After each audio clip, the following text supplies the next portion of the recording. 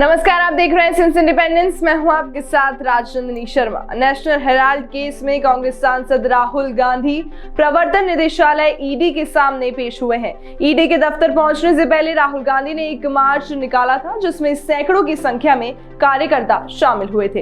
राहुल गांधी को भेजे गए समन के खिलाफ कांग्रेस की ओर से देश भर में जगह जगह विरोध प्रदर्शन भी किया जा रहा है, जिसमें राजस्थान के मुख्यमंत्री अशोक गहलोत दिल्ली पहुंचकर शक्ति प्रदर्शन में शामिल हुए, जिसके बाद दिल्ली पुलिस ने वहां विरोध करने वाले सभी कांग्रेस कार्यकर्ता और नेताओं को हिरासत में लिया, जिस पर मुख्यमंत्री अशोक गहलोत ने क्या कुछ कहा, आप खुद सुनिए।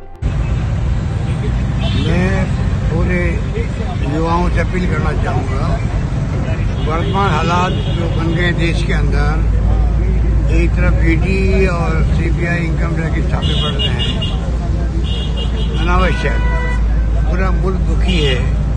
जहाँ जहाँ चुनाव होते हैं वहाँ पहुँच जाते हैं लोग छापे डालने के लिए, विपक्षी पार्टियों के मिलने वालों के यहाँ। और दूसरी तरफ आग लगी हुई देश भर के अंदर, इस प्रकार से तनाव का माहौल है, हिंसा का माहौल है, दंगे हो रहे हैं, उसकी चिंता इनको नहीं है। महंगाई की चिंता नहीं है, बेरोजगारी की चिंता नहीं है। आज पूरा देश दुखी है। ऐसे वक्त में युवाओं को भी आगे आना पड़ेगा और समझना पड़ेगा कि सत्य किसके साथ नहीं है। खाली हिंदू की बात करके, हिंदू मुस्लिम की बात करके आप कब तक देश को गुमराह करेंगे।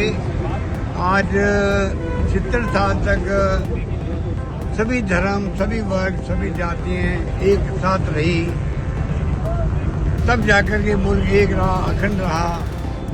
सोनिया इंदिरा गांधी जी के वक्त में आपने देखा होगा, चाहे उनकी जान चली गई पर खालिस्तान ने बनने दिया।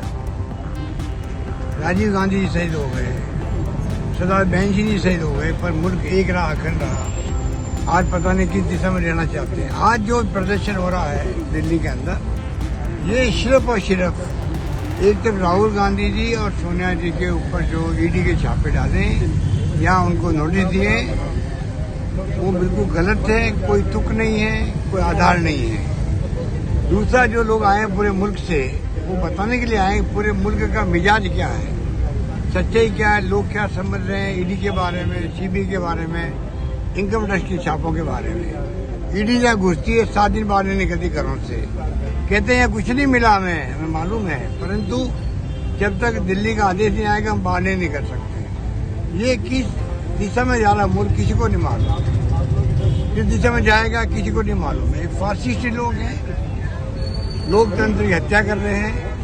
समय रहते हुए हम सबको समझना पड़ेगा और इनके विरोध में स्वर उठाने पड़ेंगे, मेरा ये मानना है। धन्यवाद, जय हिंद। और एक गांधीवादी तरीके से, बड़े शांतिप्रिय तरीके से एक मार्च निकालने की हमने कोशिश करी थी, लेकिन दिल्ली में परमिशन नहीं मिली है। लेकिन मुझे लगता है कि जिस प्रकार से एजेंसीज का दुरुपयोग कर रहे हैं, ये अब जग जाहिर हो चुका है। और सोनिया जी, राहुल गांधी जी, तमाम नेताओं के ऊपर केस डाले गए, जो केस 6, 7, 8 साल से बंद या शांत पड़े थे, उनको दोबारा खंगाला गया है। कहीं ना कहीं राजनीतिक विरोधियों के ऊपर दबाव बनाने की राजनीति चल रही है। पूरे देश में इतने ज्वलंत मुद्दे हैं, लेकिन फिर भी विपक्ष के लोगों को, विचारधारा से जो विपरीत लोग हैं, उनकी आवाज़ को दबाने का काम हो रहा है। और आज भी हम सब यहाँ समर्थन में आए हैं कि राहुल जी अपनी बात को रखेंगे। इसमें छिपाने के लिए कांग्रेस के पास कुछ भी नहीं है, लेकिन एक माहौल बनाया जा रहा है विरोधियों को बदनाम करने के लिए। विशेष रूप से जो सरकार की एजेंसीज हैं, उनका सरेआम दुरुपयोग हो रहा है। ये जनता तक बात पहुंचाने के लिए हम लोग इस मार्च को निकाल रहे हैं। हम अपनी बात को रखेंगे, शांतिप्रिय तरीके से रखेंगे। कांग्रेस ने हमेशा गांधीवादी रास्ते को अपनाया है, उसी रास्ते पर आगे भी चलेंगे। लेकिन पुलिस जाने नहीं दे रही है, यहाँ पे पुलिस ने बैरिकेड बहुत ज्यादा बैरिकेडिंग कर रखी है। अब वो सरकार है, कुछ भी कर सकती है, लेकिन अपनी बात को रखने का हमको पूरा अधिकार है लोकतंत्र में।